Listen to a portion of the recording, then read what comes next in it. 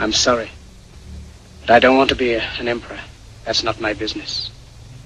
I don't want to rule or conquer anyone. I should like to help everyone if possible. Jew, Gentile, black man, white. We all want to help one another. Human beings are like that. We want to live by each other's happiness, not by each other's misery. We don't want to hate and despise one another. In this world there's room for everyone, and the good earth is rich and can provide for everyone. The way of life can be free and beautiful, but we have lost the way. Greed has poisoned men's souls, has barricaded the world with hate, has goose-stepped us into misery and bloodshed. We have developed speed, but we have shut ourselves in. Machinery that gives abundance has left us in want. Our knowledge has made us cynical, our cleverness hard and unkind. We think too much and feel too little. More than machinery, we need humanity. More than cleverness, we need kindness and gentleness. Without these qualities, life will be violent and all will be lost. The aeroplane and the radio have brought us closer together. The very nature of these inventions cries out for the goodness in men, cries out for universal brotherhood, for the unity of us all. Even now, my voice is reaching millions throughout the world, millions of despairing men, women, and little children, victims of a system that makes men torture and imprison innocent people.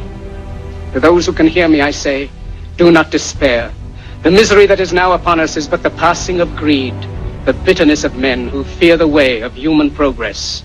The hate of men will pass and dictators die, and the power they took from the people will return to the people.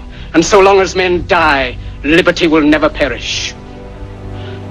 Soldiers, don't give yourselves to brutes, men who despise you, enslave you, who regiment your lives, tell you what to do, what to think, and what to feel, who drill you, diet you, treat you like cattle, use you as cannon fodder. Don't give yourselves to these unnatural men with machine minds and machine hearts.